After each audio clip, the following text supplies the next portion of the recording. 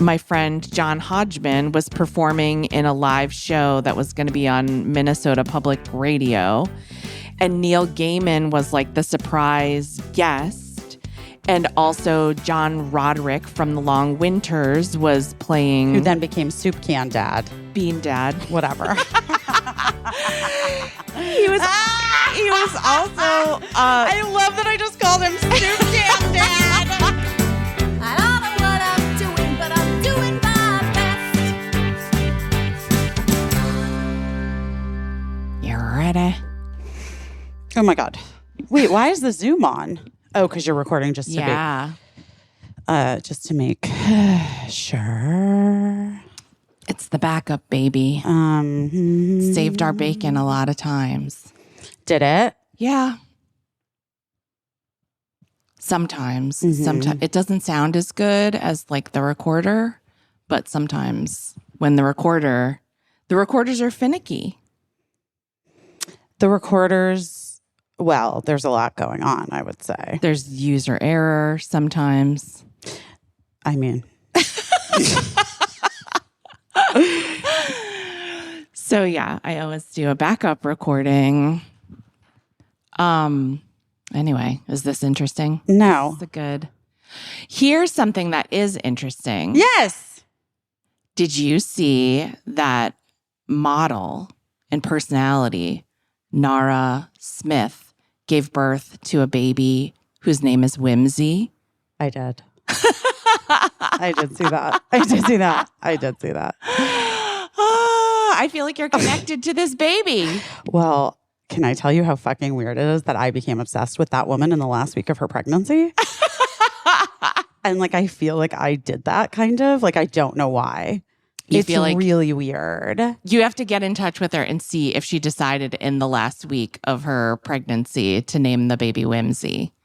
I mean, to refresh everyone's memory. The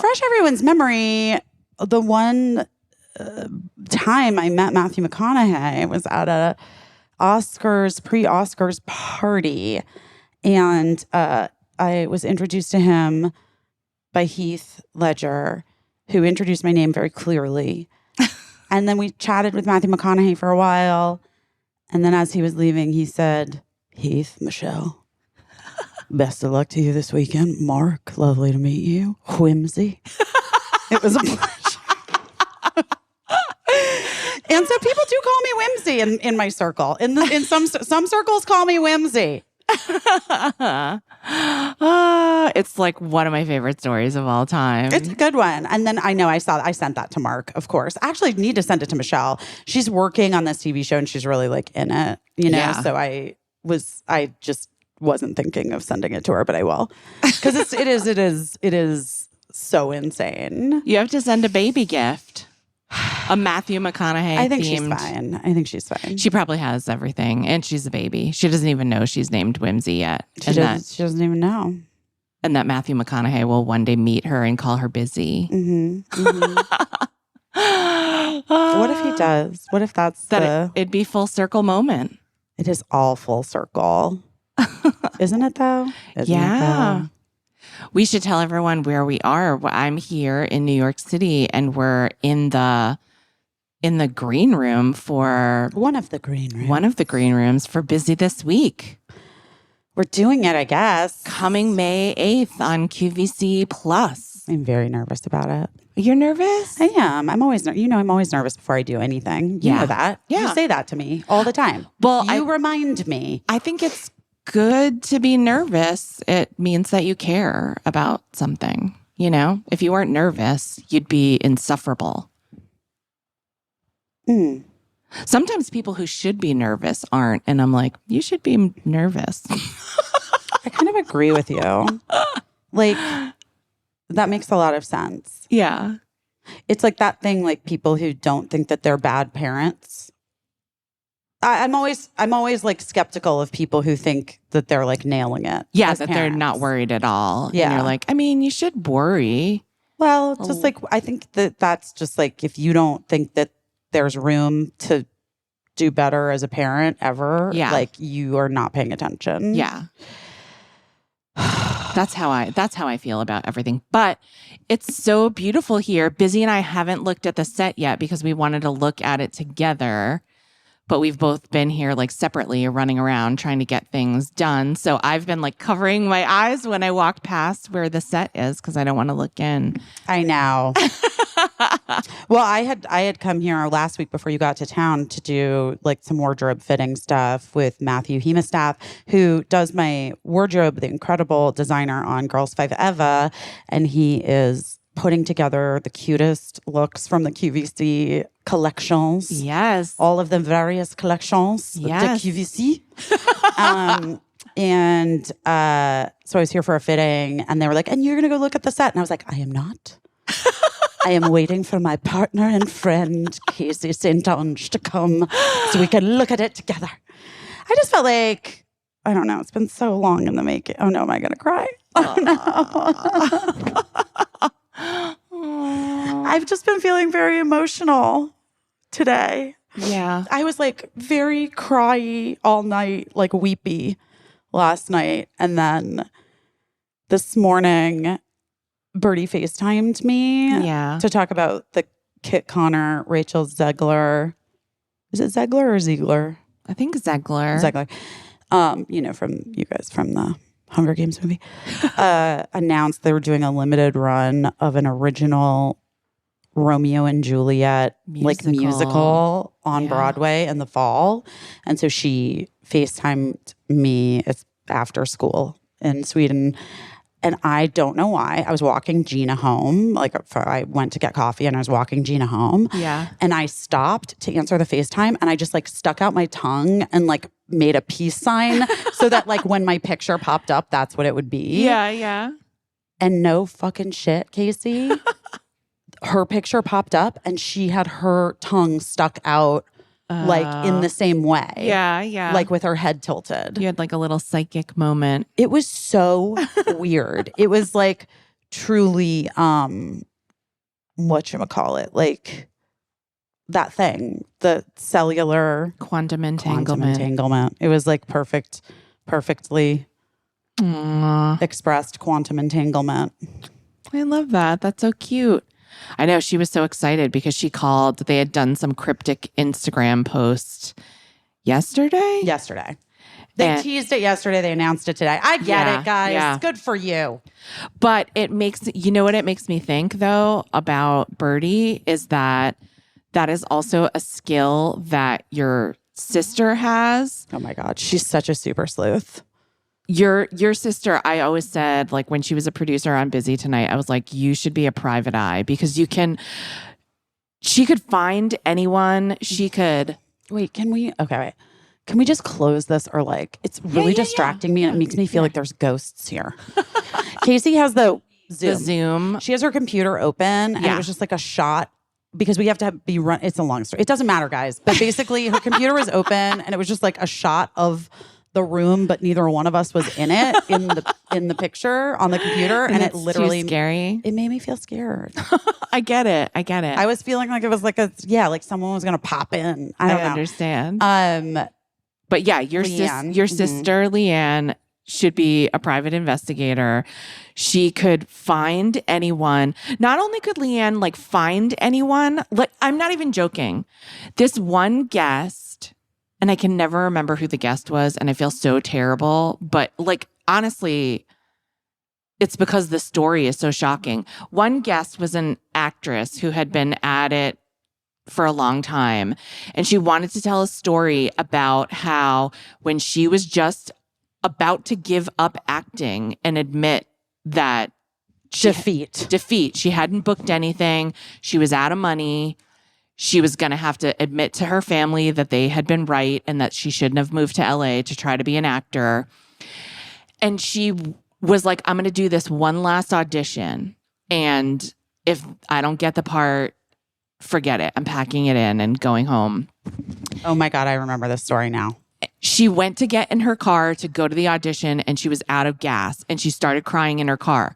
A neighbor saw her crying, said, what's wrong? She said, told them the whole story. I'm about to give up acting.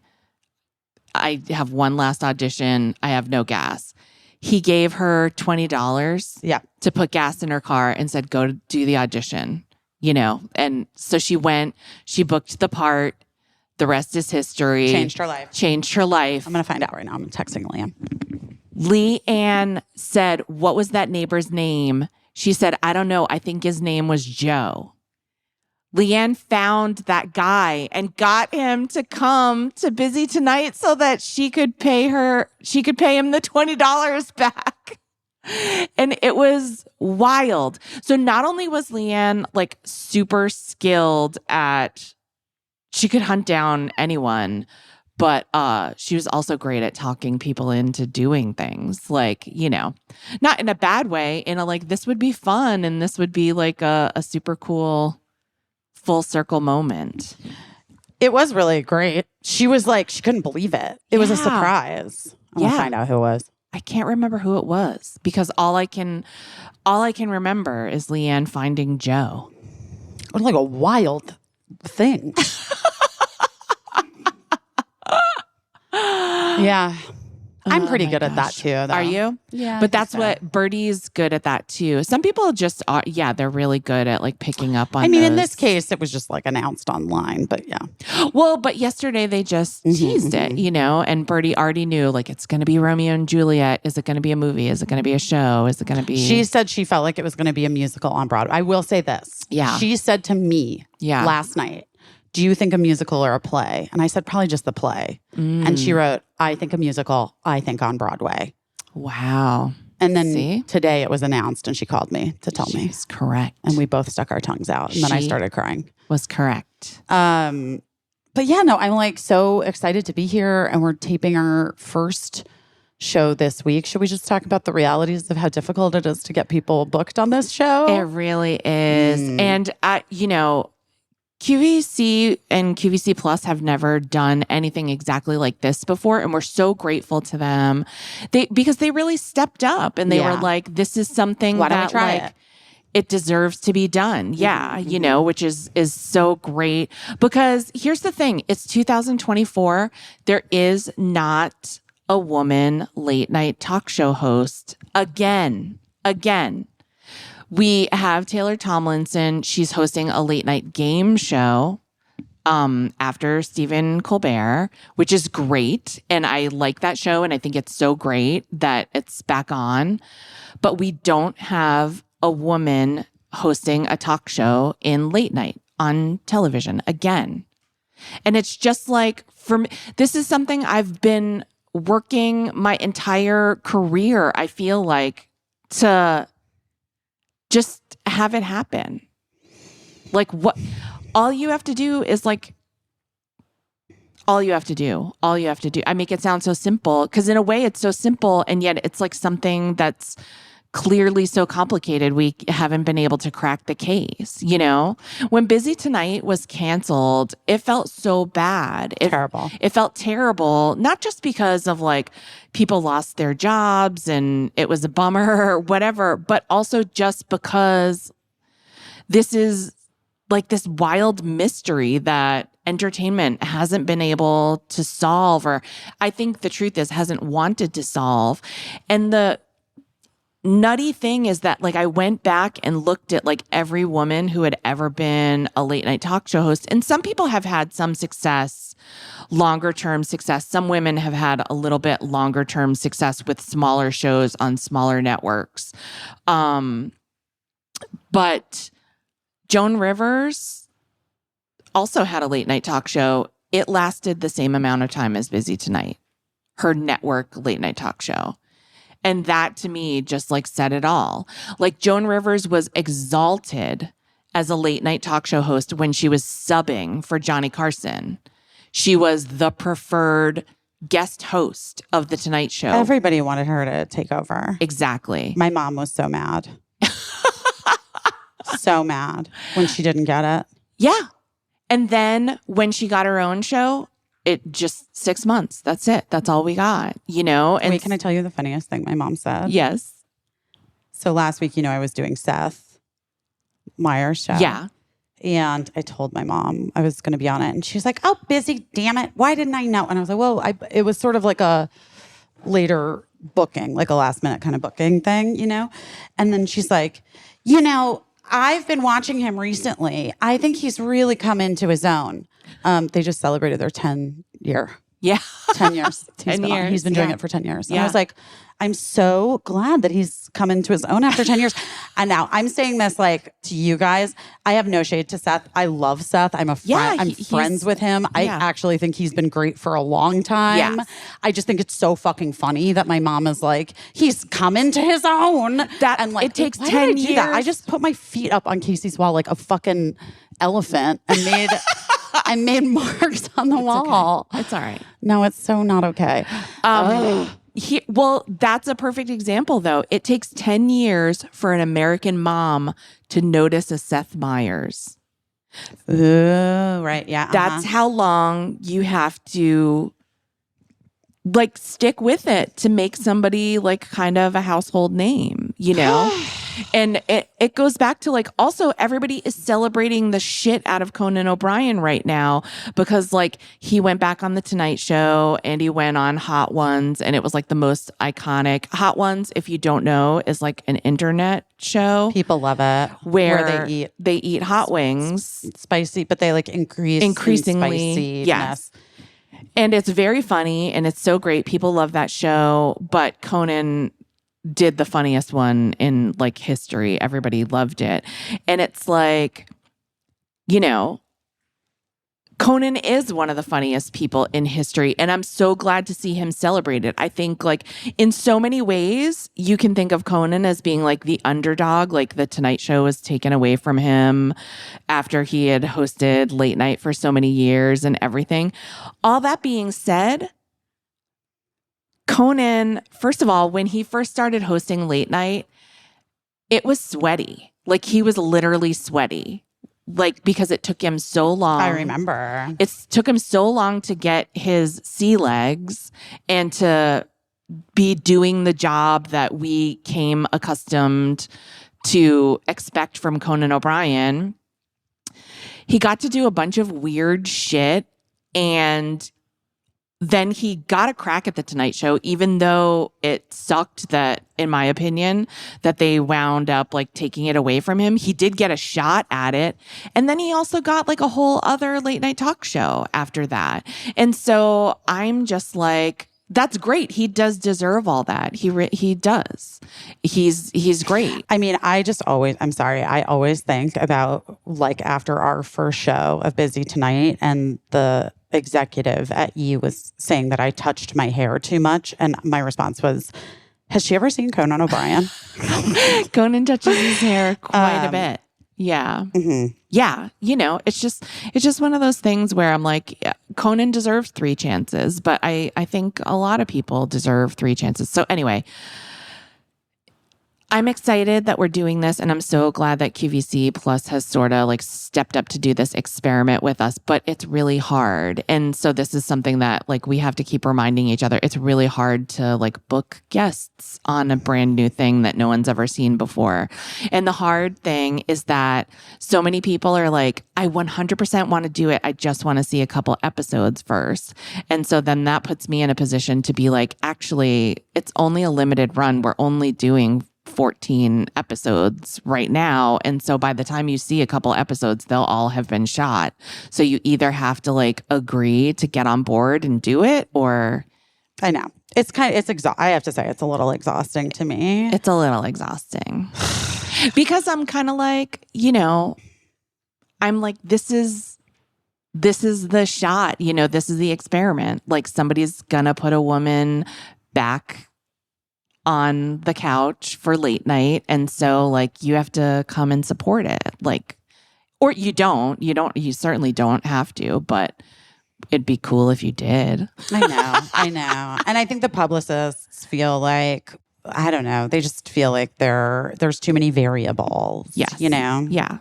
Yeah. But listen, it's happening. So Yeah. it's happening. We're doing it. We're here. So Here we are. And we do have guests. We have some great guests. So, which we're not going to reveal because obviously we can't. We have to wait until like official announcements happen. Yeah. But we don't have 14. We don't have all 14, but we will. But we will. By one way or the other. And by the way, there's so many people that are like, I know that are like on TV shows and stuff that are like, I know that I'm not a big enough deal or whatever. But if like something happens, if you have like a big deal guest that is sick on that day or whatever, and I would 100% be there in 10 minutes. So that has been really nice too, to, just people who are like volunteering to be our Tony Randall, Man. Helix mattress. Helix. Can I tell you something? What? Casey, my parents were visiting. Yes. My mom's ordering a Helix mattress now. She is? She's Wow. like, busy. You weren't kidding. I was like, yeah, no kidding, Mom. Obviously, I wasn't. I would never kid about a mattress. I would never kid. Well, I'm glad she liked it. Your parents deserve a nice mattress. Well, my mom and dad will have different mattresses. You know how it goes. And by the way, guys, maybe that's your situation too. Maybe that's what keeps you married for over 50 years. A 2 helix marriage. You got 2 different bedrooms. You got to sleep separately because that's the way that the magic stays alive. I'm not opposed to it. No, I think it's great. If you can do it. If you can do it, do it, Do honey. it. Anyway, we've been so lucky to have Helix as a partner for so long. And, my Helix is now going on 4 years old. Yes. And that baby sleeps as good as the day she came home. And it is just only proof because my mother literally was like, okay, I need to get a Helix mattress now. It's time. It's time. Well, Helix has mattresses for everyone. Everyone. Your dog. Your children. Your children. The Helix lineup has 20 unique mattresses, including the award-winning Luxe collection, the newest released Helix Elite collection. They have a mattress designed for big and tall sleepers and a mattress for kids, which is great. And here's what they do. You take a little Helix sleep quiz. You find your perfect mattress. Turns out my mom's didn't even need to take it because it's just the same mattress as mine. Like mother, like daughter. You know what? Isn't that the truth?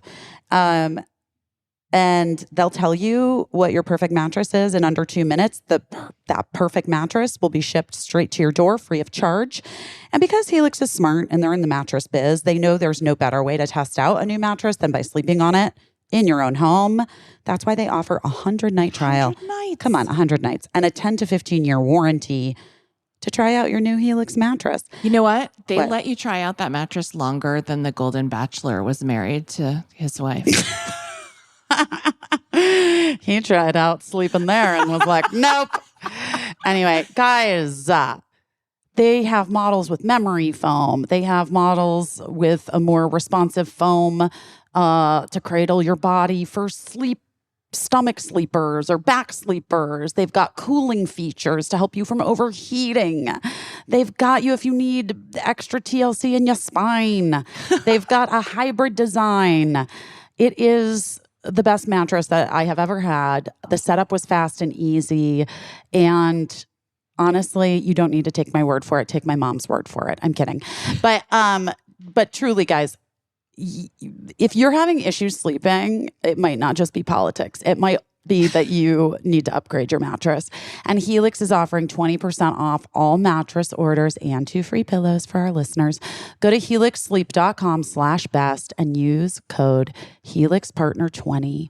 This is the best offer yet. It's not going to last long. With Helix, better sleep starts now. Okay, wait. I need to order more mascara because I saw that they have the colors. The now. I know, but colors, I and it never looks got so them. I cool. never I ordered them. know. I forgot. All right. Well, we'll do it today. I'm going to do it. Listen, you guys, the amount of times that people DM me and they're like, mascara deets, please. And I'm like, clearly not a podcast listener. and I get annoyed. And also, I just want to say this now, Thrive. We love you so much. I hope you're listening to this. I'm ready for my campaign. I just am, because I feel like I like am now. You're like the official spokesperson. I'm a little bit like the Liquid Lash Extensions mascara. Like poster girl. They're probably like, why would we pay you? You were doing it for free. We just have to pay you this advertising thing on your podcast. But I mean, fair. That's fair. It is I love fair. the product so much, but it would be like a very natural integration, guys. I'm just going to say, I want to see it. I want to see it. That Liquid Lash Extensions mascara, guys, it's a very unique formula. It tubes. It's a tubing mascara. Now, I'm just going to say this to you. If you've tried tubing mascaras before and hated them, same girl, same. And honestly, at first, I was like, I'm not going to try it. I don't like a tubing mascara. But then, do you know what happened? What happened? I had a mascara and it smelled weird, and which means that it's time to throw it out. Right. Because you need to throw your mascara out and get new mascara. And so I threw it out and I was like, well, I guess I got to try this. This is before they advertised. Yeah. And then the miracle of all lash miracles happened. It was the best thing. The best thing that's ever happened to my lashes, ever. I'm not even kidding. I feel like my lashes are healthier. Yes. I was They going to are. say, it feels like it actually is like doing some type of conditioning effect to my lashes. It's because they have nourishing ingredients and because it like slides right off it. There's no breakage. Right. Even if you, and by the way, I am very good about washing my face before bed, but there have been a few times where I've fallen asleep because just a long night, whatever. And that Liquid Lash Extensions mascara does not damage my eyes, doesn't damage my eyelashes. And honestly, I wake up and my eyes don't hurt.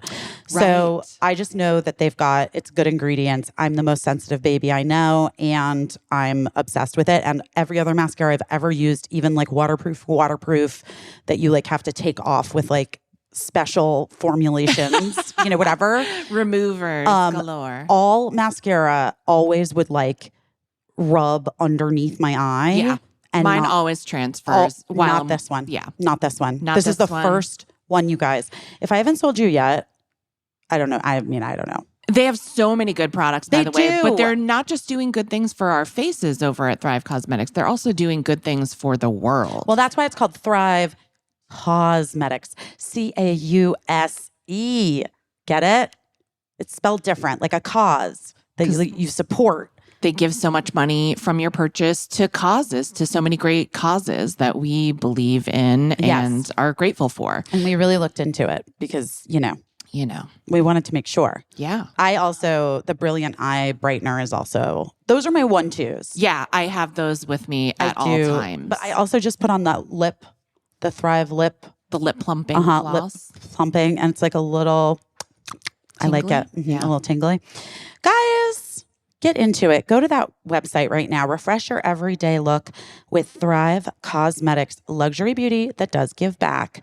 Right now, you can get an exclusive 10% off your first order at thrivecosmetics.com/best. That's Thrive Cosmetics, CAUSEMETICS.com/best for 10% off your first order.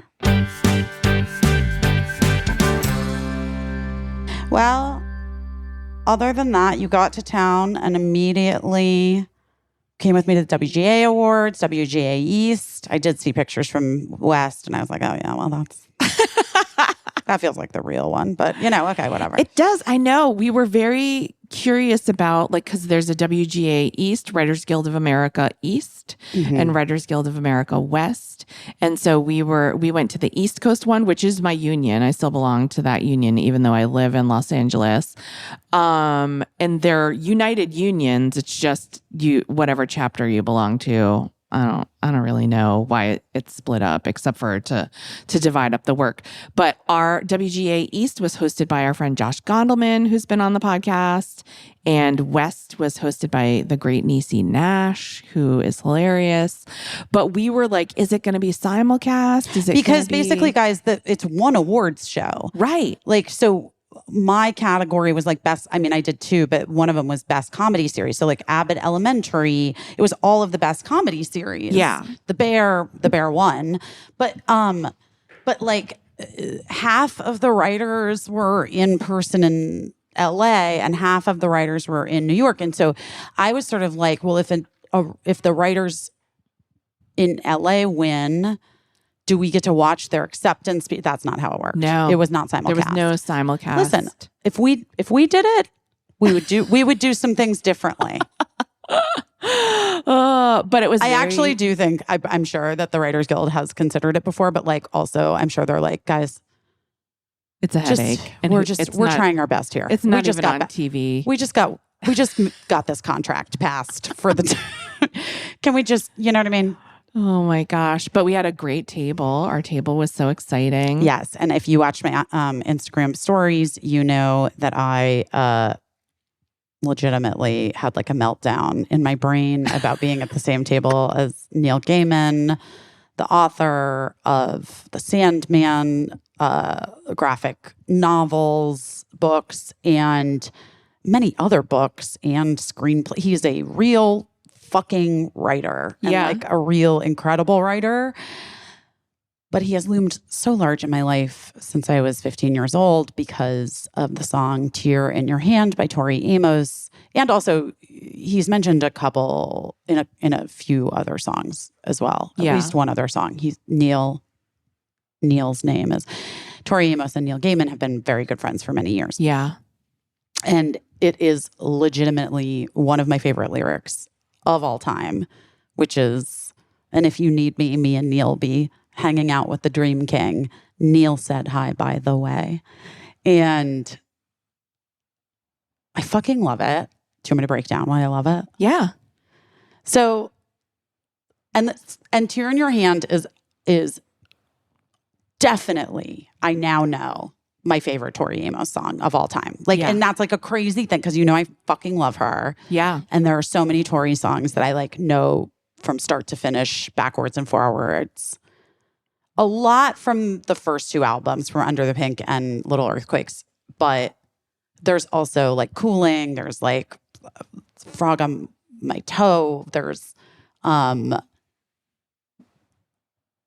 my God, The Banana King. That's like a rare B-side that I'm obsessed with. You guys, I'm just telling you, like, there's like, I have so many Tori songs that I'm like favorites. obsessed with. She's but your prince. I do know now officially, I'm going to say it with confidence, that Tear in Your Hand is my number one. And, the song has so many great lyrics, but it's like essentially about someone ending a relationship with the singer. Right. You know how like we've talked about before, are you the singer or are you being sung to? Yes. Yeah. Like 100% of the time with Tori, I am the singer. Okay. 100%. Yeah. Yeah, that makes sense.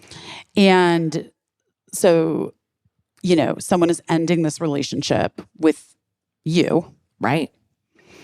And the lyrics are just like, because the way that she writes is so whimsical and oftentimes like abstract. Yeah. And Tear in Your Hand is in moments, but the beginning of the song is so specific and like such a gut punch, which is just, okay. Because she says, all the world just stopped now. So you say you don't want to stay together anymore. Let me take a deep breath, babe. And if you need me, me and Neil be hanging out with the Dream King. Neil said hi, by the way. I don't believe you're leaving because me and Charles Manson like the same ice cream. I think it's that girl. And I think there are pieces of me you've never seen. Maybe she's just pieces of me you've never seen. Well, so that's like the first, couplet or whatever, whatever that's called. What is that called? Verse. That's the first verse. Anyway, the reason why Neil said hi, by the way, is because it's such a fuck you. Yeah. Like, I have a life. I'll go on. And I hang out with like rad fucking people that do amazing shit. Yeah. And I've always felt that way about myself. Even when I was like in high school, I'm just like, Neil said hi, by the way. Yeah. Oh, okay. Oh, no, I get it. Yeah. Well, yeah. It was Robin Tunney. Robin Tunney. Yes. That's who Joe gave $20 to and who Busy's sister found so that Robin Tunney could pay him back the $20. And it was a surprise to Robin Tunney that we found her old neighbor Joe. And so we had to give her the $20. Neil Gaiman sitting across from us at that table. I could not say hi to him. You couldn't. I couldn't even. I actually iced him. So, no, I didn't really ice him, but I just was I'm just going to pretend like this isn't happening because Yes. it was too overwhelming for me to. I also just had this because do you know the story? Abdi and I told it on the podcast about Tori and the first writer's strike. Yes. Right? Yeah. And she went into this trance and was like, writers, Yes. rise up, writers. And anyway, but Neil said hi, by the way. My favorite maybe now I've determined my favorite lyric of my favorite song of all time. Dude, there's a chapter in my book named Tear in Your Hand. And I think arguably the best fucking chapter in my book. It's all connected.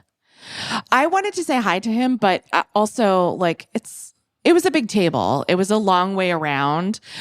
Neil said, by the way, Neil then said hi on your Instagram post. And so, which brings me to this, which is that had we had a moment last night or 2 nights ago, whatever, I wouldn't have gotten the most iconic response on my Instagram post. Yes. Which is Neil Gaiman himself, Neil himself, writing hi, and then underneath it, Neil, by the way. So great.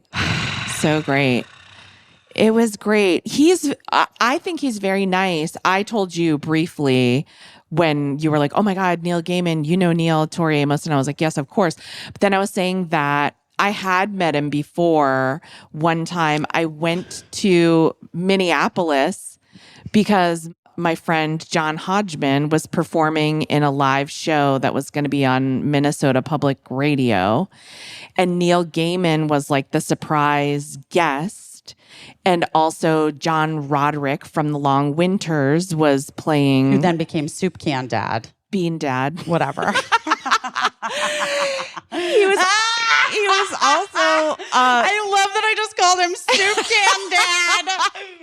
He was the musical guest. And then but I went to see John and we were all gonna hang out after the show. And so it was at the Fitz Theater in St. Paul, Minnesota, which is beautiful. And we were all standing out on the sidewalk talking to each other. John Hodgman, who if you watch The Daily Show, you know him from The Daily Show. Maybe you've read his books. Maybe you know him as the PC from the I'm a Mac, I'm a PC commercials with Justin Long. So a lot of people know him. And so it was him, John Roderick, who if you're a fan of The Long Winters, you'd know John Roderick, I guess. Neil Gaiman, who is quite famous and a very exciting surprise guest for that audience. And me all standing on the sidewalk and in St. Paul, Minnesota. And this little crowd of people walked by. This is years ago, by the way. This crowd of people walked by, and then this young woman sort of stopped and doubled back and shyly approached the group. And everybody was like, oh, here it comes. This girl is a fan of me from The Daily Show. This girl is a fan of my graphic novels. This girl's a fan of my records. And she came over to the group and she was like, is your name Casey? And I was like, yes. And she said, I love you from Twitter. And I was like, oh my gosh, that's so nice. And she was like, I'm only in town just tonight. I'm visiting from Japan, but I'm one of your Twitter followers in Japan. And I was like, oh, that's so nice. So I hugged her and took a picture with her. And then she left, and then everyone was cracking up because they were like, I thought for 1 second I was about to get asked for my autograph, but I guess not. I guess she just liked your Twitter, which made me laugh. I told Casey that's my favorite thing when that happens. It's my favorite thing when people are prepared to be annoyed by someone looking for to take a picture or want to talk to them or whatever. And Yeah. then it's just totally not that at all. Yeah. I got to big time my friend and his friends, and I liked it. Yeah. I was into it. Who wouldn't fucking like There it? was no reason for that woman to recognize me being in town for one night from Japan. But anyway, that's the night that I met Neil Gaiman, and he was charming. And he's also one of the reasons I love Minnesota, that he's just been there. But I don't think he lives there anymore, but I loved that he was in Minnesota. I love the idea of knowing that he was in Minnesota whenever I feel like he was with his visited. daughter. Yeah. At the thing? Yeah. That's his new assistant. How did you know that? Because I did talk to her when he was talking to, I don't know, he was talking to someone, but I did talk to his assistant. Okay. Yeah. She was lovely. And you talked a lot to Sandra Oh. I talked a lot to Sandra Oh, who was sitting next to me. And then you talked a lot to Chris Hayes from MSNBC. Yeah, really did. I was really getting into it with Chris Hayes. We were really chatting it up. He's pretty funny. I really liked him a lot. I like his wife a lot. His wife has a podcast on the Crooked Media Yeah. network or whatever Yeah. about law stuff because she's a law professor at Yeah. Penn. And her co-host is Melissa Murray, who is a lawyer here, a professor of law at Columbia, I believe. But Melissa Murray is the lawyer that was testifying before Congress in 2019 with me. And we sat next to each other. And she's the one where the young Republican representative, I can't remember what his name was, started his 5 minutes by saying, well, life begins at conception. We all know that. That is a fact. And I must have made some sort of audible. I don't know what I did because she just like put her hand kind of like gently on my leg and then wrote without breaking focus of like looking straight ahead, which is something lawyers obviously do a lot very in the good at, in the yes. courtroom. So they're very good at it. Yes. Just wrote on her remarks, which were like sitting next to me, be cool. And I was like, oh, okay. Good be cool. advice. Be cool. Be cool. Be cool. Yeah, we had a very cool table. We were next to a very cool table. Ilana Glazer was at that table. Who else was at that table? Oh, Bridget Everett was. She was literally cool. She had like a fan with her, which is the same fan that I. Casey's like, Bridget Everett has the same fan that I use for my hot flashes, but she just bought it. But she just brought it here.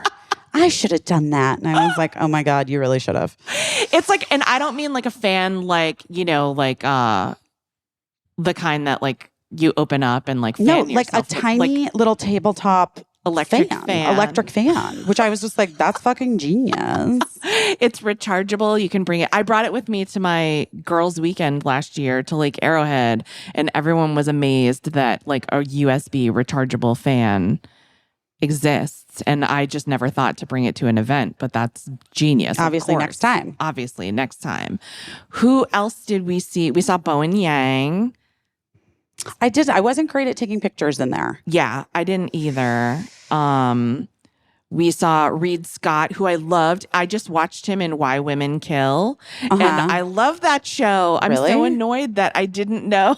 But he was great too. He was great in it. And yeah, I just loved it because I wasn't even aware of it when it was on. Like it wasn't marketed to me properly. I'm very mad I about don't it. know. I feel like I was annoyed by the title of it or something. Like I felt like I didn't like the marketing of it. I did Okay. see marketing for it and I felt annoyed. I remember I felt annoyed by it. You know what's interesting? I think they were trying to do something clever, like spoiler alert, if you're ever going to watch Why Women Kill. I don't know if it's coming back. But I think it's like one of those things that, in the way that Fargo does really well, I think it's one of those things where they're trying to show you like, oh, actually,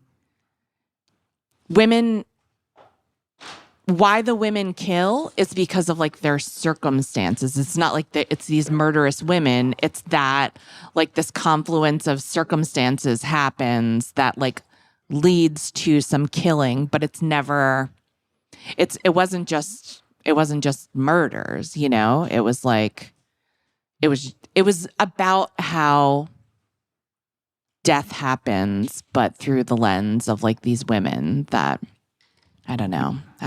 But Wait, women kill because of like misogyny and abuse by men, no? yes, but also there were other reasons. Like I don't want to spoil it, but there was one where I really thought that we were there because it was kind of like a mixed anthology series. It was kind of like a mixed anthology series where different deaths had happened in this same house throughout the years or whatever.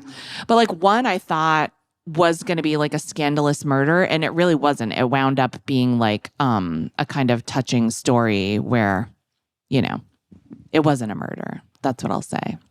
I'm probably not doing the best job of describing it, but I liked the scenery a whole lot. And I liked Reed Scott in it, but I did not tell him that either because he was focusing on presenting an award, so I didn't want to be all up in his beeswax. I saw my friend Michael Cyril Creighton, who is on the show Only Murders in the Building, and he's so great, and I love him so much. And we've known each other since we were kids, I feel like, and I'm so proud of him because he's in everything great, and he's one of the most talented people I know. And he's also hilarious. So I was excited to see him. He was great. I saw Joan Rivers' niece, Caroline Waxler, who was a writer on the show. And then just like a bunch of writer friends, you know. All right. Everybody cleaned up good. But then Busy had the coolest experience. Well, you guys, I'm like rolling around. You should see it. I'm literally like on this like rolling office chair, and I'm just like fucking. This is why I can't have a rolly chair. Yeah, because it'd be my ADD is just not. This is not good for me. You guys, I mean, literally, you guys. I've been in like 47. I put my feet up. I'm like rolling the fuck around. Casey's like, what is happening? I just had to take some bites of food because I like did not eat enough for dinner last night. You know? Yeah. When you like don't eat enough the night before and then it just ruins your next day. Yeah. Or like sometimes like have you ever woken up in the middle of the night and you're like starving because you didn't eat enough dinner? And you'd have to eat a banana. That doesn't happen to me often, but when Eli was a kid, do you know this about Eli? We had to put a mini fridge in his room Same so with that Birdie. he could eat food in the middle of the night. Birdie. Why are they the same child? I don't know, you guys. But whatever it is, like, here's the thing. I think we know like 0.0% about our brains. I do. I think that they've like put some names to some things, right? Yeah. Whatever this thing is that both Eli and Birdie have is something. Yeah, it's a thing. Because the specificity of their similarities is wild. And I just feel like if we were to put it wide out there, people would be like, too. Wait, that's wild. My kid had that too. Yeah. Anyway. Yeah. Eli was a big midnight snacker. Among other things. Yeah. I had to take a bite of something. I'm rolling around. But okay. Element. You know what we're going to need a lot of around here? A lot of element. A lot of element, baby. I just sent a big box to a friend who is sick and she's going through treatment. And she was saying that she was having a hard time staying hydrated. And so I was like, I have just the thing. I sent it to her and she was like, this is legitimately turning my life around. I'm so happy to have it. No, it really changes the way that you feel. Sometimes, guys, I think we forget about how important electrolytes are.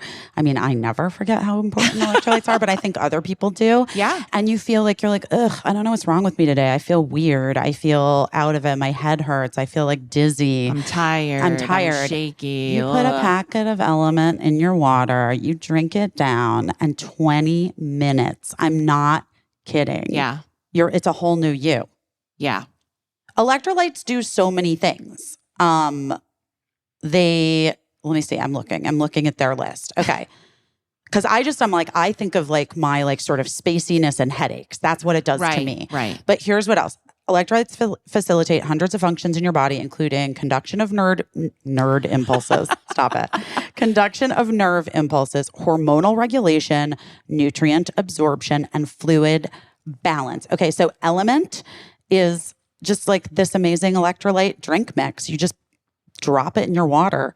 It's got everything you need, nothing you don't, lots of salt, no sugar. It is a science-backed electrolyte ratio, 1,000 milligrams sodium, 200 milligrams potassium, 60 milligrams magnesium, none of the junk, no sugar, no coloring, no artificial ingredients, no gluten, no fillers. Anyway, if you're a person that works out, it's getting hotter out. You're going to be sweating more. Yeah. Had a couple glasses of wine the night before. Come on, guys. Come on. Also, muscle cramps. Yeah. Sometimes I get those muscle cramps. Yes. Element is used by everyone from like NBA, NFL, WNBA players, Olympic athletes, Navy SEALs, and then just like me and Casey.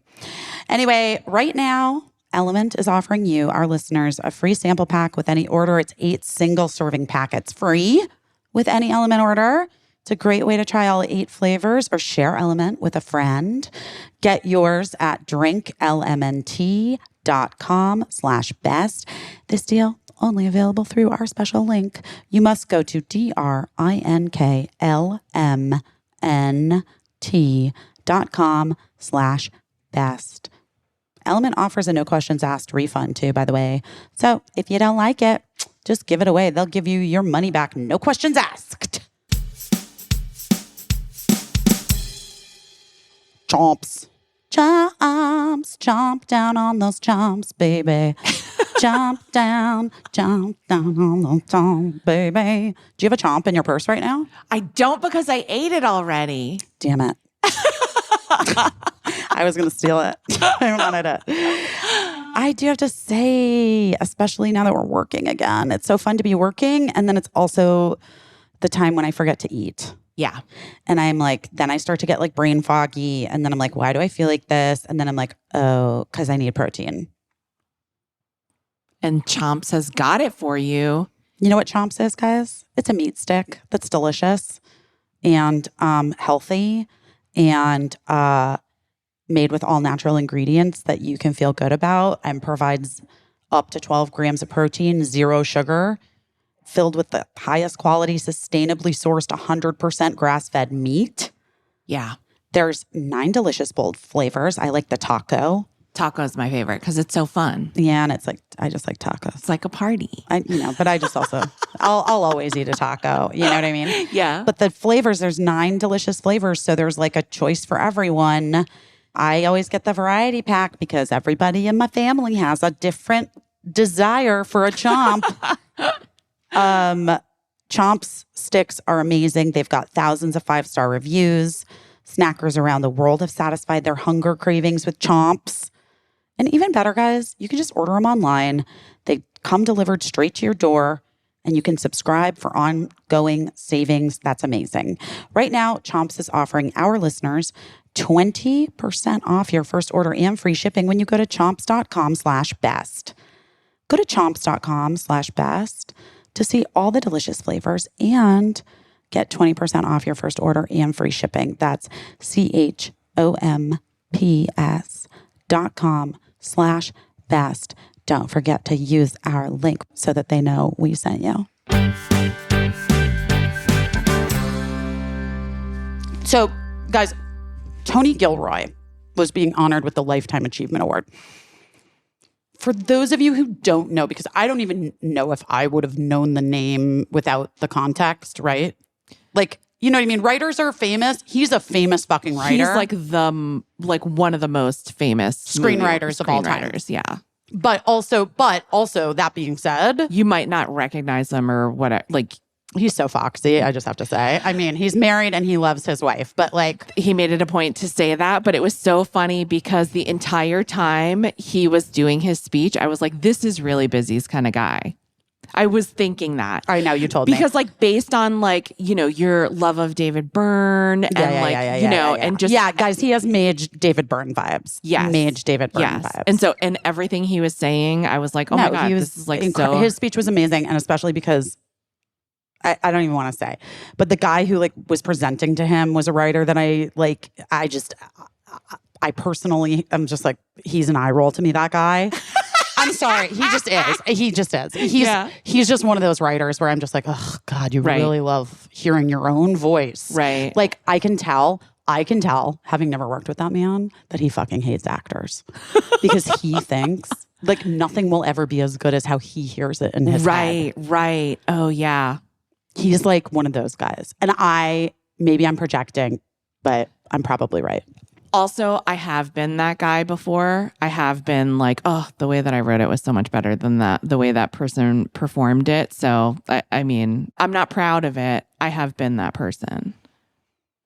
I think, sure, whatever. Let's move on. I'm not talking shit about anyone. I'm saying that then Tony Gilroy got up there and he was just like amazing. But before he got up there, they showed like this little package of all of the incredible movie, like the literal like 30 movies the man has written and had made. Like, do you even understand? Like, Mark and Abby are some of the most successful screenwriters working in the like romantic comedy genre. Right. And like, they've had, let's see, Never Been Kissed, Who's Not Been Into You, How to Be Single, The Vow, I Feel Pretty. They've had and then there's like a couple other ones, I think. Like, they've had like under 10 movies actually made. They've written probably 45, like sold and written to studios. The fact that Tony Gilroy has had so many movies made and they're all fucking iconic. Yeah. State of Play, Devil's Advocate, The Cutting Edge. Oh my God, which when that clip came up, everybody screamed. I loved it because it, like, obviously, you know the hits, really. I was going to say, but I didn't even get to the hit yet, which is like, you guys, Tony Gilroy wrote Jason Bourne. He wrote the Bourne movies and all of the new good Star Wars movies. Yes. The like Andor and the ones with, what's their names? You know, the girl. You guys. Yes, I don't know about Rogue One, Andor, the prequels. The prequels. But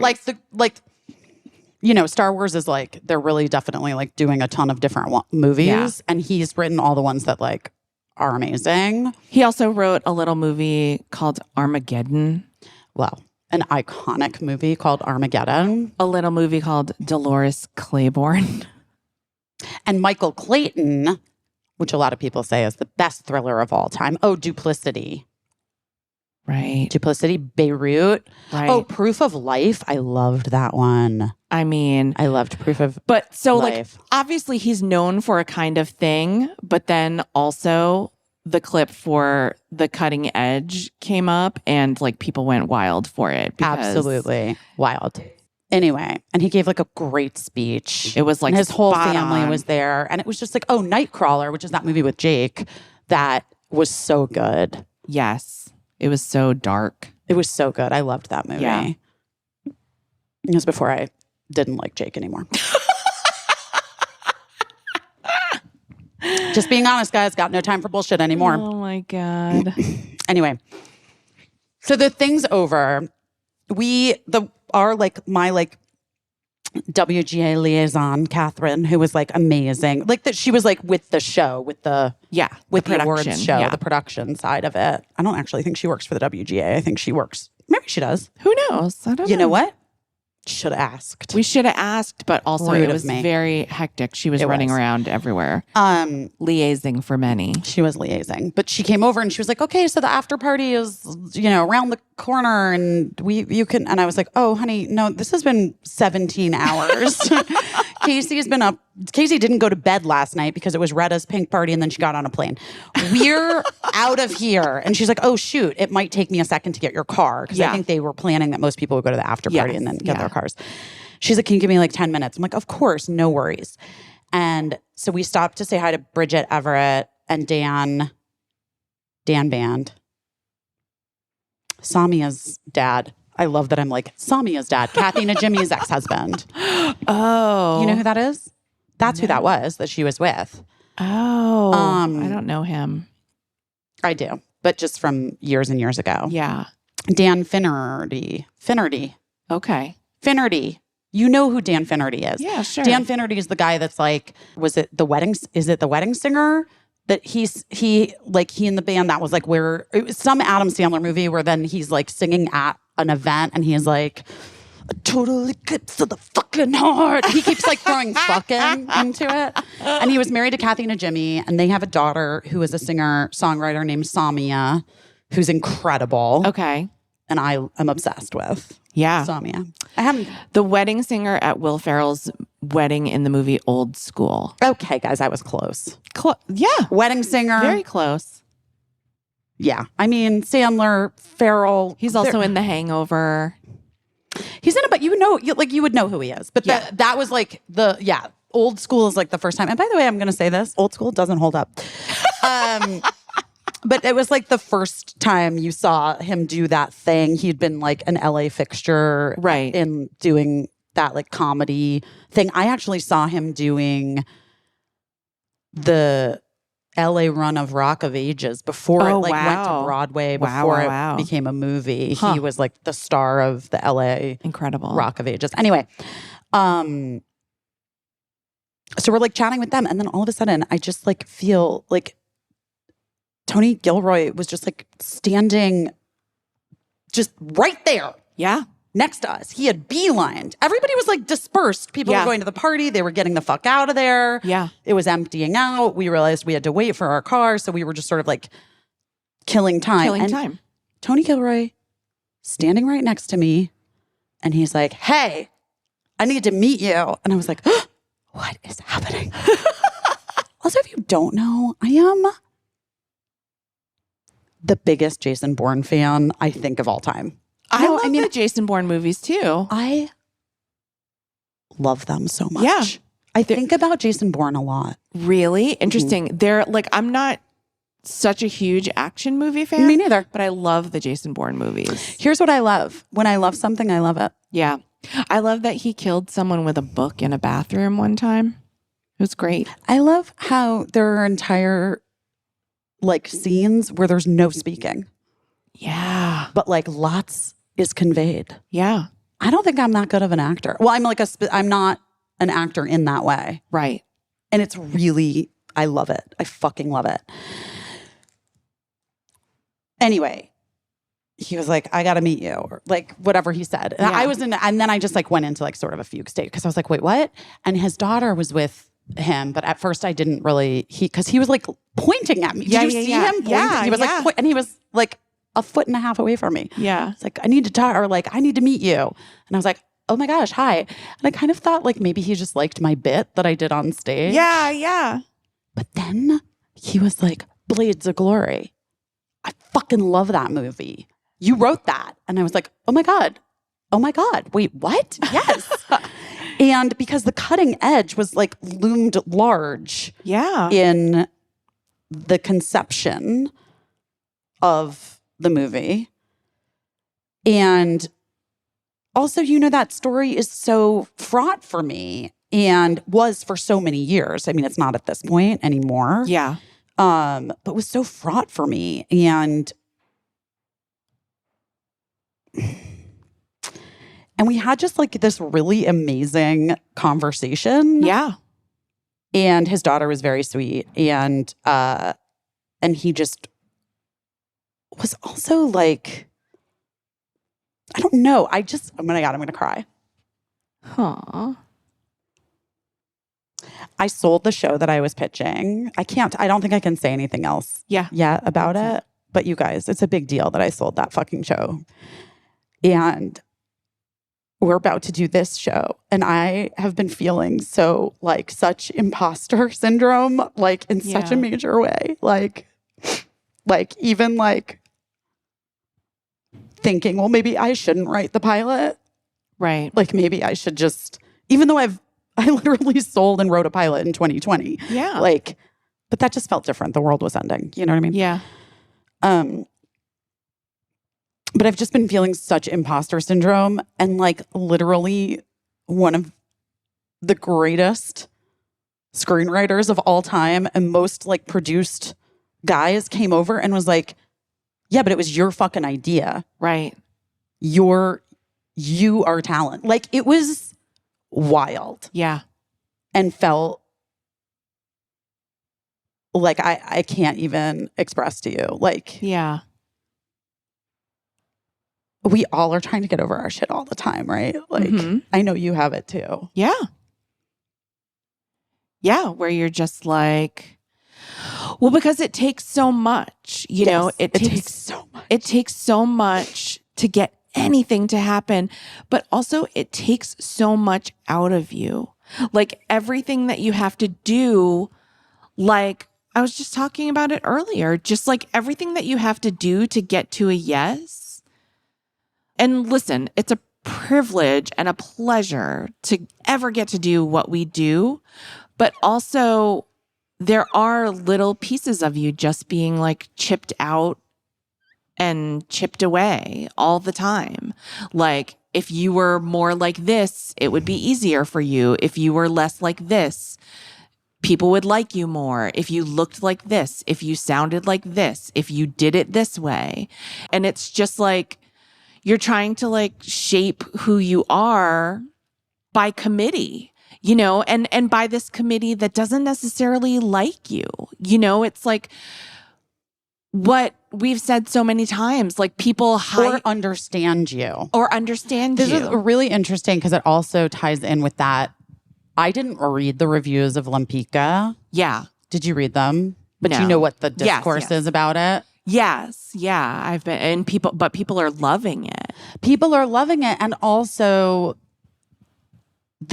we faced this with Busy Tonight when the reviews of Busy Tonight came out, which was that like the reviewers are like, I don't know who this is for. And it's like, well, just because something is not for you Doesn't mean it's not valuable or good or interesting or what, you know what I mean? right. And like then my review of that reviewer is like, imagine living in a world where it never would occur to you that like something is for someone else who's not you, that everything should be expressly for you. You know, it's kind of wild, and it takes a lot, and it takes a lot out of you. And honestly, the people that succeed in doing this, the people that are the most successful, more and more as I grow up and I mature, I realize it's just the people that have the courage to like keep at it, Right. who have the stomach. Yeah. Ron Enswainer, who's a gay writer who wrote Philadelphia. Yes. He's written like so many incredible queer. Oh, he has the show that Birdie's obsessed with that's out now. Fellow Travelers. Fellow Travelers. Yeah. Yeah. I haven't watched Fellow Travelers yet, but I do want to watch It looks it. really good. I think I shall watch it because I want to support. Yeah. But he was also honored that night, and he Yeah. really gave like a moving speech, which was like, all of you in this room, like, imagine when you go in to pitch your shows or whatever, and you hear, well, we already have one straight show in development, so Right. it's a pass. Right. Or what are you trying to accomplish by making your main character straight? Or what Right. is the, like, what do you think it says that your storyline is focusing on this straight relationship? Right. Like, he's like, those are like just a few of the things that he's heard. And like any one that is not a white dude in the entertainment industry knows that conversation Right. intimately, Right.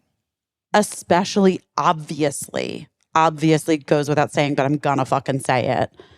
People of color, women of color, gay people of color. You know what I mean? Yeah. Like, the point being, it was a real fucking moment for me to have Tony Gilroy, Yeah. like, just sort of. He said he watches Blades of Glory every time he comes across it, he watches it.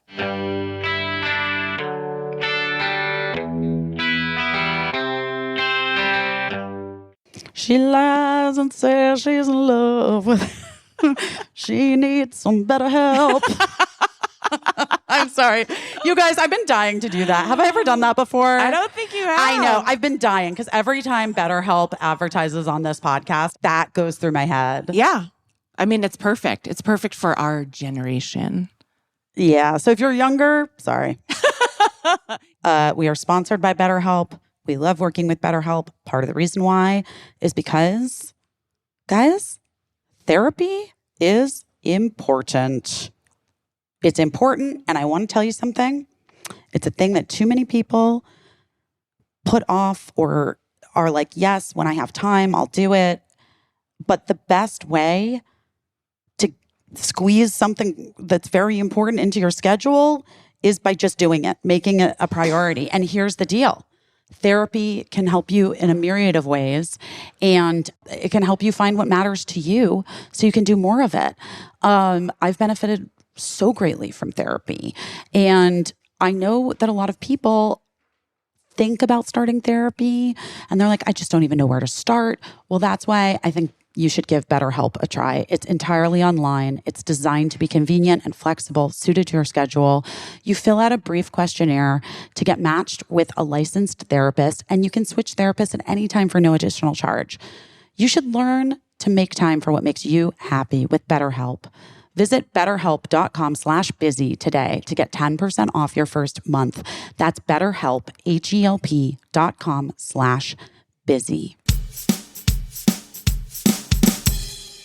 I'm here to talk to you about some sheets. I love my Boll & Branch sheets so much. I just ordered more because I want them to always be on my bed. And I was finding myself very disappointed on the day of the week when my Boll & Branches had to go into the washing, drying situation. And I put on different sheets because Boll & Branch are the greatest sheets I've ever slept on. You can really feel the quality immediately. They're like buttery and breathable. And every time I wash them, they get softer and softer. And they're very chic. They look perfect and crisp, but like soft. And every time I get into that little bed, I'm just so happy. They have felt incredible since the first night I put them on. And they're made with the finest 100% organic cotton, completely free from toxins. They are very breathable, like I said, perfect for the weather heating up, loved by millions of sleepers, not just me and Casey. And they have a 30-night worry-free guarantee, which is like, I think honestly at this point, for anything that you're sleeping on, they've got to have that. You can wash, style them, sleep in the sheets for an entire month. If you're not into them, you can send them back. It's not just sheets. Boll & Branch has really delightful airy blankets and cloud-like duvets and fluffy pillows and so much more. They have 14 versatile colors, all sizes, from twin up to California king. They're on every bed in my house at this point. And it's designed to feel incredible for all sleepers. Boll & Branch offers that 30-night worry-free guarantee with free shipping and returns on all U.S. orders. Guys, sleep better with the softest, most breathable bedding from Boll & Branch. Get 15% off your order when you use promo code BUSY at bollandbranch.com. That's Boll & Branch, BOLLANDBRANCH.com. Promo code BUSY. Exclusions apply. See the site for details.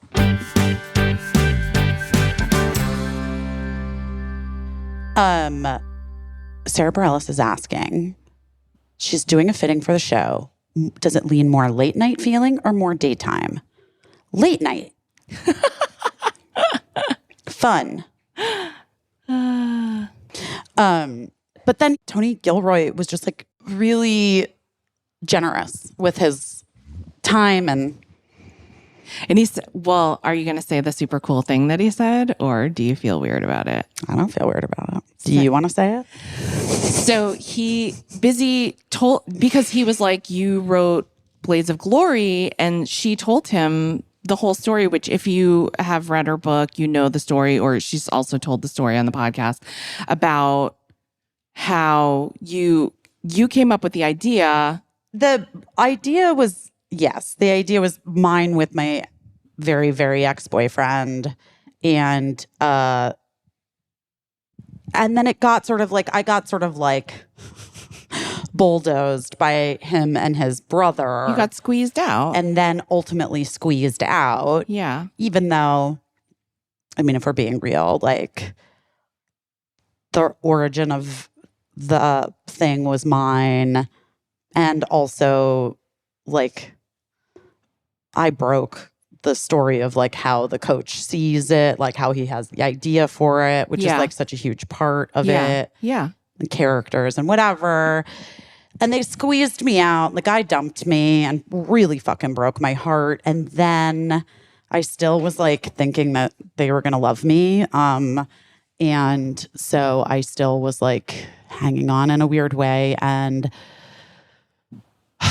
like trying to, I don't know, help in any way I could. And like, so after, like, whatever. And so then they decided to go out with the script and they took my name off of it before they went out to sell it. And it was wild. This is in the book, but I was at JFK. I was at the airport and I was flying back to Los Angeles and I had auditioned for 2 Broadway musical workshops, one of which I ended up doing, which was the first workshop of the Crybaby musical. And I got a call from a number I didn't really know. And it was this guy I went to high school with. I mean, not high school, sorry. I went to high school with the boys. It was a guy I went to college with who those guys had met through me and like our extended friend group, you know, from college and high school, who was working at an agency, was like sort of like a junior agent or manager at someplace, whatever. Yeah. And he was like talking so fast at me. I knew this guy. I went to college with him. And this isn't that far post-college, by the way. Right. For most of us. I mean, I left school. And he's talking super fast at me and explaining that everything's going to be like Red Hour, which was Ben Stiller's company, is upset. Like they love the script and this is such a huge win. And so you understand how we had to take your name off of the script because it's just such a better story when it's just the brothers. You understand it's just a better story with just the boys. And I was like trying to in real time. And first of all, my ADD, I now know this about myself because like, whatever, I'm so much better in an email or like a text in an intense situation. Yeah. Because I literally cannot organize my thoughts in an appropriate way when I'm being like put on the spot. Mm-hmm. Unless I go into like the kill mode in which I'm like going to destroy someone because then I get like very hyper focused on all of the things that I have like noticed about that person that I know is going to like absolutely gut them. Right. But anyway, so I just was sort of like stunned in the airport and I was like, I really don't understand what you're saying to me right now. And I'm very confused. And like, they wouldn't do that to me. So I don't know what, like, are you trying? I don't understand. Like, you're trying to take my name off of the script. Like, that's not what they would ever do. They're never going to agree to that. And my phone rang the other line and it was my agent, Lori Bartlett, like my longtime agent. And I was like, I got to answer this. And I got off the phone with that guy and Lori was like, Busy, I'm not going to fucking let these motherfuckers do this to you. This is such fucking bullshit. I am so mad. I've never screamed so much in my life. That little motherfucker who called me, that little... And I was just like, I've never even heard Lori swear. Like, by the Right. way, she doesn't represent me anymore, but that's only in the last like 2 years or something. Yeah. Like in my entire career with her, I never heard her as insanely angry as she was in that moment. Wow. And I was just like, Lori, I don't understand what's happening. And she was like, they sold the fucking script, Busy, without your name on it. They took your fucking name off of it and they sold the script. And I was like, what are you? There's no way. I just talked to Craig yesterday. There's no fucking way. Ugh. And I like started like, I don't even know. I just was like, I remember it so vividly. Yeah. And I called. I was like, I gotta go. I gotta get off the phone and I have to get on this plane. And I hung up and I called Craig and he was so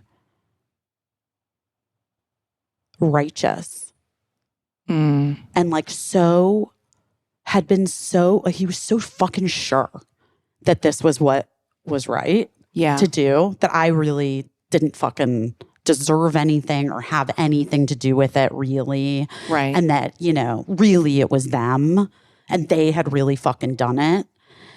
And I felt like, I don't know, like I was so destroyed, yeah. like beyond. And I got on this plane and I was in coach. And I was like, you know, if I wanted to make the story better, I was like in a middle seat, but I wasn't. I was on the aisle. I was on the aisle, guys. And I fucking cried the entire like 6.5 hour flight. Ugh. Like sobbed. And I know people thought I was like crazy. I mean, I looked insane. They Yeah, must have thought I I was like mean- someone died and I was going back because, Yeah. you know what I mean? Yeah. But I like could not stop crying. And I called Craig again when I got in my car because I like had driven. I was only in New York for like a minute. Yeah. And so I had driven to the airport and like parked at like a parking Yeah. stop or whatever. Parking spot, whatever those things called. And I was in my car and I was driving to the apartment Emily Beebe and I had, and which weirdly is the same number as the building that we're in right now. Oh, really? Uh-huh. Oh, interesting. Huh. And she was like, pup, like just come home. I have soup for it. And I was starting to feel really sick too. Yeah. Like I was getting sick. And I called BB. I'm like on my way home to her. And then I called Craig again because I was like, none of this makes sense. Yeah. And I called him and they were like out at St. Nick's, this bar that is no longer RIP. St. Nick's is gone. But it was like this bar we used to love to go to. Yeah. Also the bar I met Mark at. Oh, interesting. But they were at St. Nick's with like all their friends, our friends, celebrating. And he was so fucking mean to me on the phone. And I like threw my phone in the car and like screamed and got home and went to bed and woke up the next day. I was like, had strep throat and I was so sick, and called my agent, called Lori and my manager at the time. And they were like, so we're going to like, we have, you know, this lawyer, because I didn't have a lawyer at the time. They're like, Right. but this lawyer wants to, you know, we can do this and da da da da da. And I was like, no, it's done. I don't want my name on it. I want them to, no, it's, that's it. Yeah. I don't want any I'm not fighting for this. I'm not fucking fighting these motherfuckers. Right. I'm not fighting for something that I deserve. Like I know that sounds wild, but I was like, they know. Right. They fucking know. And I want them to know. Like I want them to hold it. It's not mine. I'm not fucking fighting for it. I'm not gonna do it. And I was just like so shattered. My heart was so broken. I was so shattered. And I called them. I don't remember if it was like the next day, but it was like within those first few days or whatever. And I called both, like I called them together. They were together. And I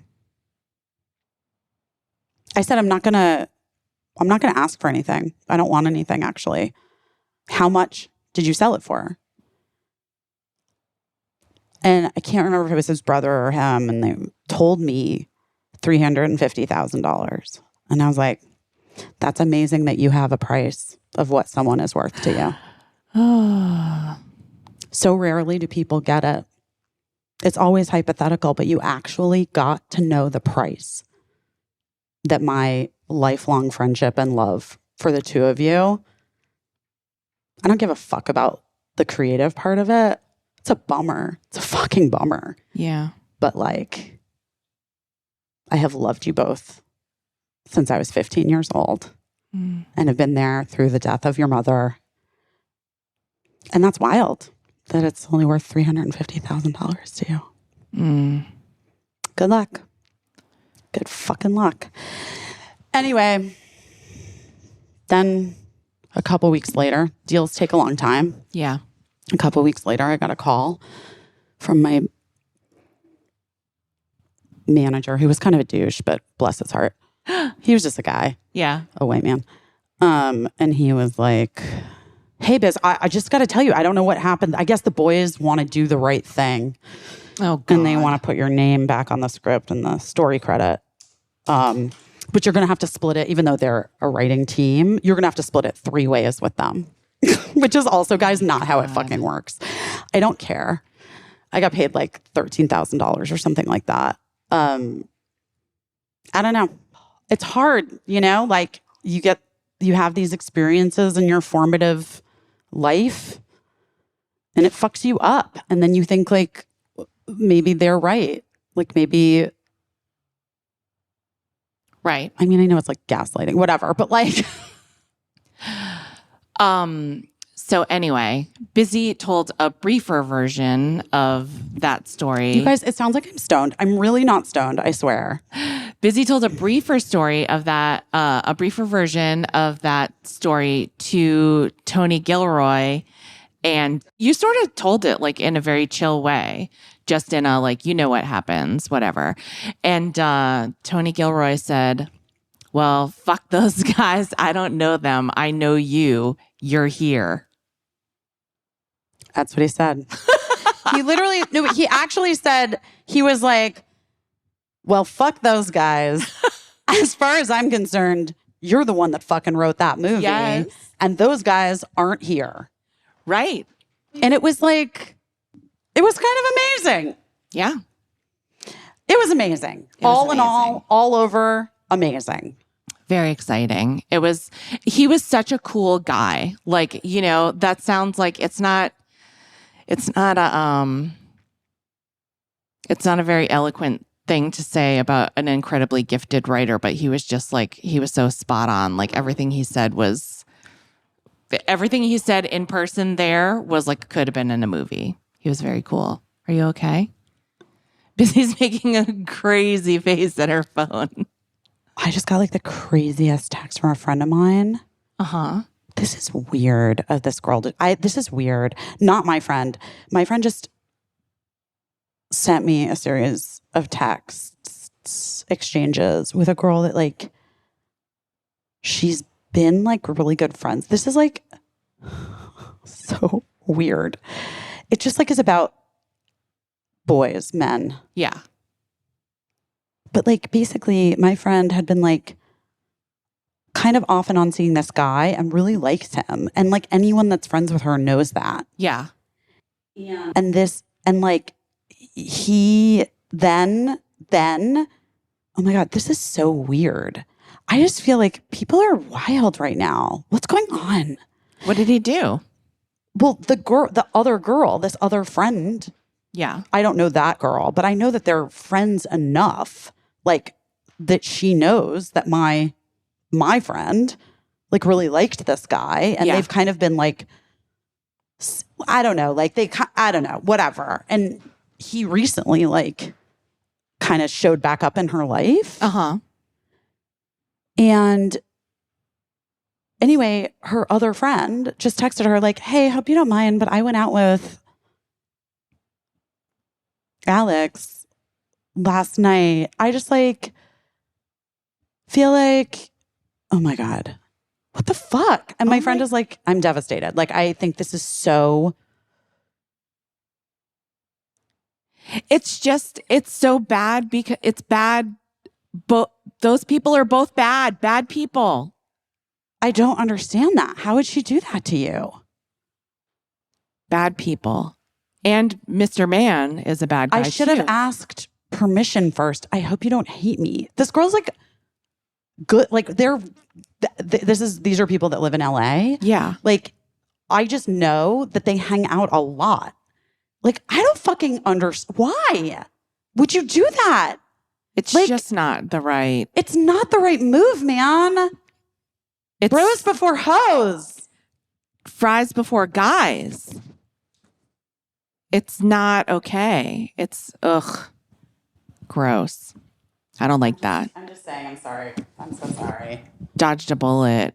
I'm so sorry. But then like you've lost a friend. Like she's like lost a friend. Because a friend that would do that to you, fucking, that sucks. You dodged 2 bullets. You understand? I have a married friend who like has always kind of had a crush on this guy. Like never in a million years would she ever cheat. Like it's not that. She just like has always had like a crush on like this there's guy. like a little spark there. And you don't have to investigate every fucking spark that you notice in your life. But I'm just saying one of my good friends has like a crush on this guy who is now single.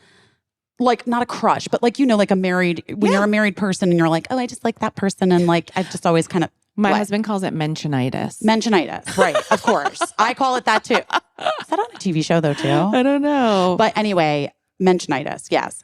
But not like, but just like, anyway, the point being somebody asked if they could set me up with that guy. And I was like, actually, no. Because my friend has like special feelings. Yeah. Because my friend has always kind of just like had like a little bit of like a twinkle for this person. And even though she's married, it's never going to happen. It just doesn't feel right to me. Like, I don't want to do that to her because I don't want her to feel weird or bad or like that she's told me that before. Right. Well, that's what I'm saying. I mean? That's how much control an adult actually has in the situation to be like, I don't need to explore a relationship with this person because my friendship that is a known quantity to me actually means more. And these 2 people were just like, fuck it. Let's examine this and then say it in the shittiest way possible after the fact. I just feel so sad for my friend. Very sucky. I hate those people. I really hate it too. I just don't like that. And dating is really hard. I get it. And like, and look, if those 2 people, like, I don't fucking know, right? And maybe if they're soulmates and they couldn't stay away from each other. Sure. But that's just not how, that's backwards to how you do it. That's backwards to how you do it. Yes. It's like, well, it's like whenever, you know, I don't have any. Also, by the way, I doubt they're soulmates, but we'll see. We'll see. But, you know, sometimes people surprise you.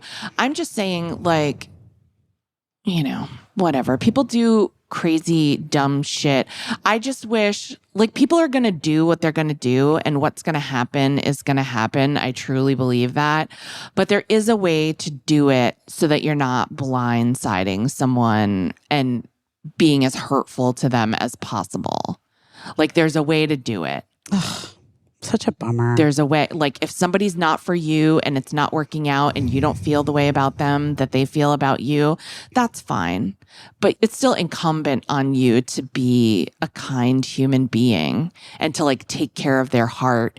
If you cared about them at all, ever throughout the process, you just like, weird. Yeah, I don't like that at all. I don't like it at all. I don't like it at all. Because even in this case of like your friend, and I'm like, just from the details that you gave, even in this case, like, okay, so the girl reached out to the girl to be like, oh, so sorry, I accidentally went on a date with your boyfriend. I didn't mean to. I should have asked you first, which would have been shitty as well. Even if the guy never intended, because like you can't say that the guy was like text the girl or whatever and tell her that we went out. Sure, he did not. Right. So like, but he sure intended to be sneaky. I mean, yeah. You know? No, because also he's like covering all his fucking. Yeah. Ugh. That's dating is so hard because it's so vulnerable, and like when someone knows that you care so much about them, it gives them sometimes so much power. Like if she didn't give a shit about this person, then that text would have been no big deal. But because she cared about him, that's why it's devastating. Oh, I hate that. I hate those feel two really people. bad. I hope they get a paper cut. I hope they get hand sanitizer in the paper cut. I hope that they have acid reflux tonight when they go And to I bed. hope at some point my friend is standing at a party with Tony Gilroy and he's like, well, fuck those people. Fuck those two. I don't know them. I never heard I of don't them. know them, never even heard of them.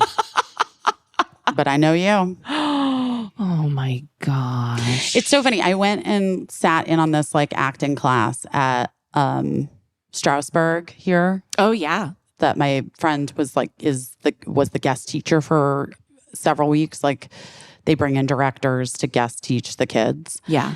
And I love talking to like young people starting out in like a creative endeavor. So I can crush their dreams. No, I'm kidding. The world will do that for them. But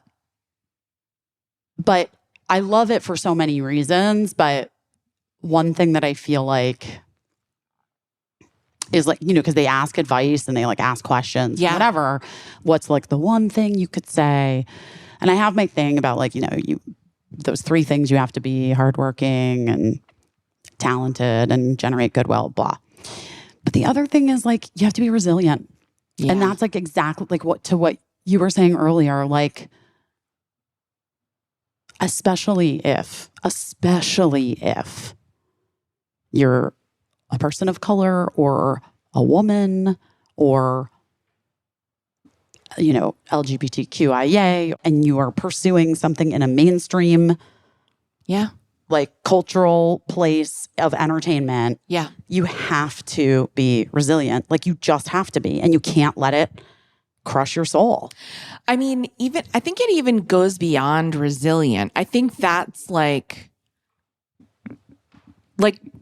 resilient makes it sound like, oh, you're so plucky and can do. But I really think like you almost, in many ways, depending on your situation, have to kind of be a sadist. You know what I mean? Like you have to keep going at a point where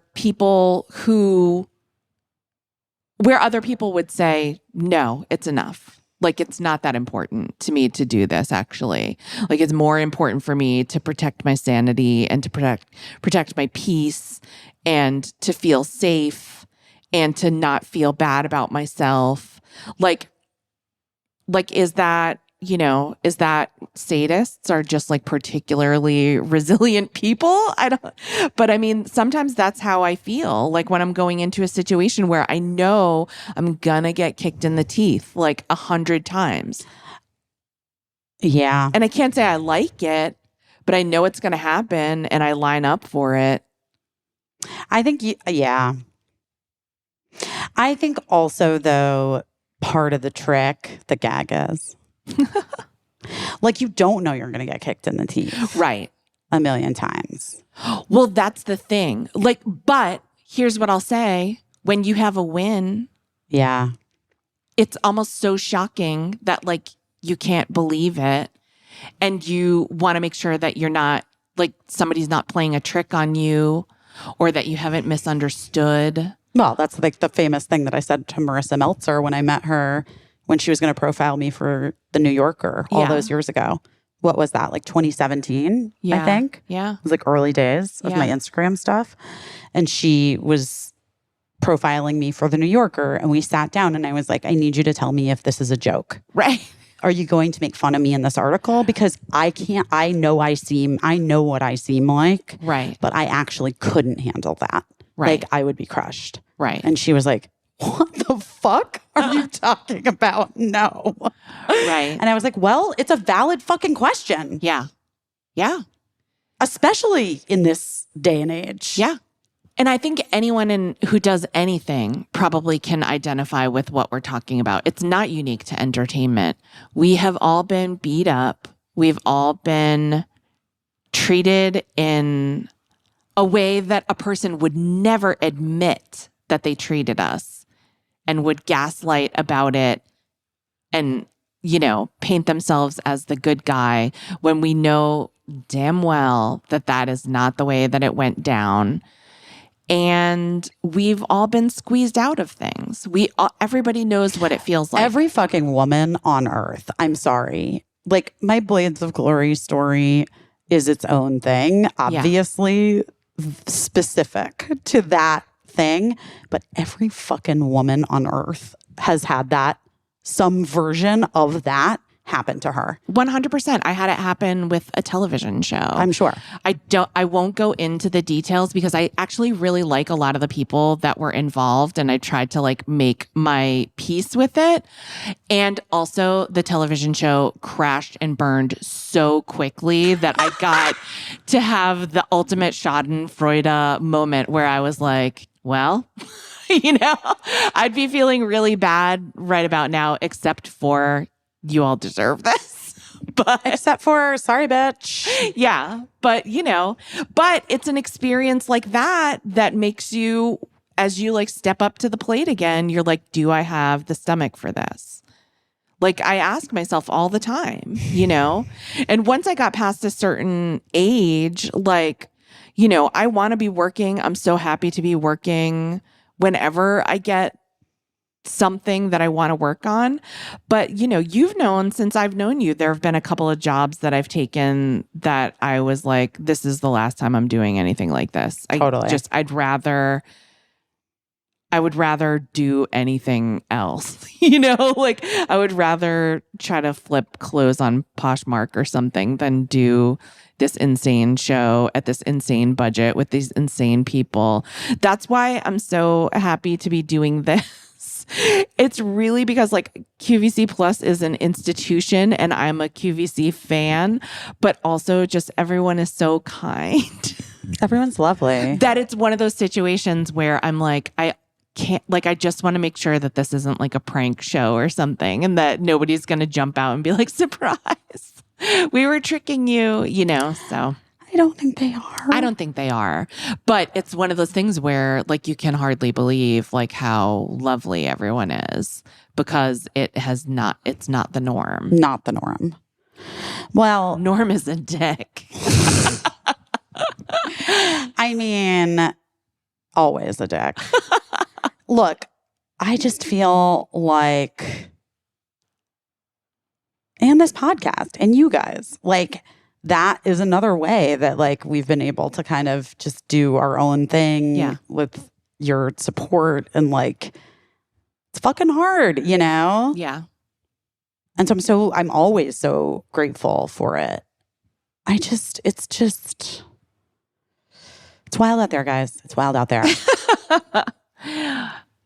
It's like the song says, baby, baby, it's a wild world. The song does say that. Okay, guys, we should go because we actually should work. We have to do stuff. work. We have to go do work. What are you yes. doing your best at this week? I mean, you sold a show. I actually sold it like I knew about it like like a week and a half. But I just like was just keeping it close to the vest because I was like, I mean, I'm still keeping it close, but I just was like, oh my God. Because just Hollywood Break, selling a show, there's still a long way to go. Oh my God, there's such a long way to go. So we'll see. I mean, like we're writing a script. That's right. what it means. But that's exciting. You can't talk about anything until like you're allowed to talk about it. So that's why you can't really say much more than that. No, but I'm super excited. That's very exciting. I was kind of like doing my best this week at really appreciating the benefits of being this age. Because I feel like I've been focusing a lot in recent times on how getting older is so fucking hard because emotionally and like whatever, But I've just had several experiences in the last week where I'm like, I'm a grown-up. Right. I'm actually a grown-up. Right. and I can handle things in a grown-up way. Yeah. I don't remember how old the friend of my friend is, but I think she's younger. Yeah. I guess it's like not a very grown-up move, you know? Yeah. And I feel like I've been handling my shit in like a grown-up way. That's what I've been doing my best at this week. What about you?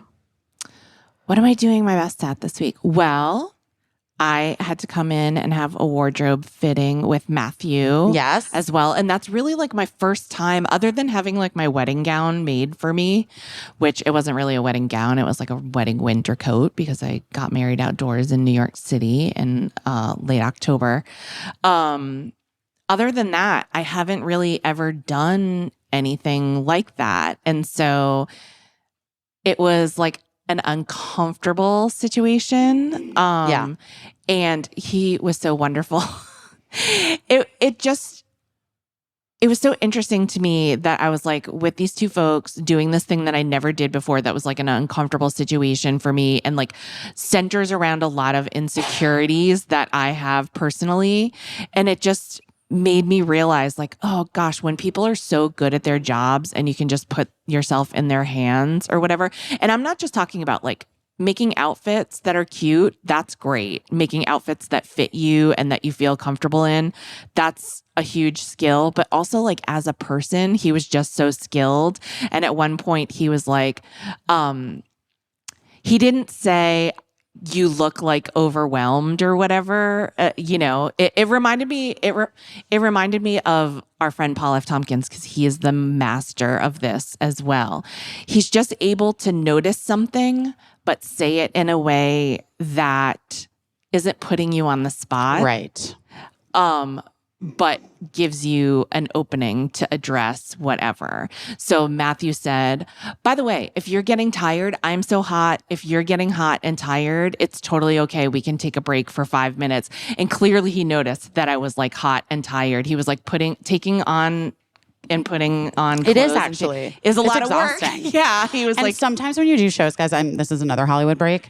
What they do in the very like beginning is you do like this huge fitting that's like 2 hours. Right. And those fittings, I'm not kidding you. It's like, that's what I get paid for. yeah. It is so weirdly hard. And they You take would your think- picture and you would they- think it's easy. Yeah. It's never And fucking super easy. fun. It's Yeah. I mean, it can't. There are elements of it that are fun. Yeah. but Some of it's hard. Yeah, it like is it like actually is exhausting. Some of it's hard. And so clearly he looked at me and he was like, I'm actually getting kind of tired. If you're getting tired, why don't we like take a little break? And I was so grateful that he said that because I really had to go pee. And I was like scared to say anything because I didn't want to like interrupt their workflow or whatever. But I was just proud of myself that like I got through it and like got comfortable with it and just did a thing. And it's so weird because who would think that that's like something that you would feel insecure or weird about? But I mean, everyone who's yes. ever been shopping before in a Yes. dressing room and is Yes. like trying on clothes and is like, oh my God, why? Why am I doing this? It's true. I know. Yeah. So it was just a thing that I was like, I was kind of proud of myself and that I got through it. And then, so far, knock on wood, I don't think I've forgotten anything major about making a TV show. So just trying to get all those balls in the air, We're just fucking doing it, guys. We're just flying by the seat of our pants here. We're just fucking doing it. Just doing it. We're just about to do it. Just doing it. All right. Well, we're going to go do it. You guys do it too, or whatever your version of it is. is. You're doing something. You're doing something right now. You're doing your best. Yes. Lots of things. Something. I And imagine. probably something that you're scared to do too. And we're proud of you.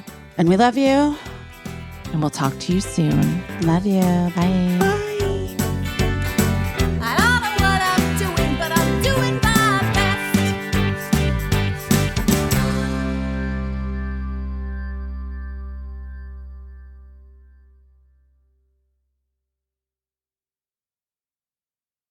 Oh no.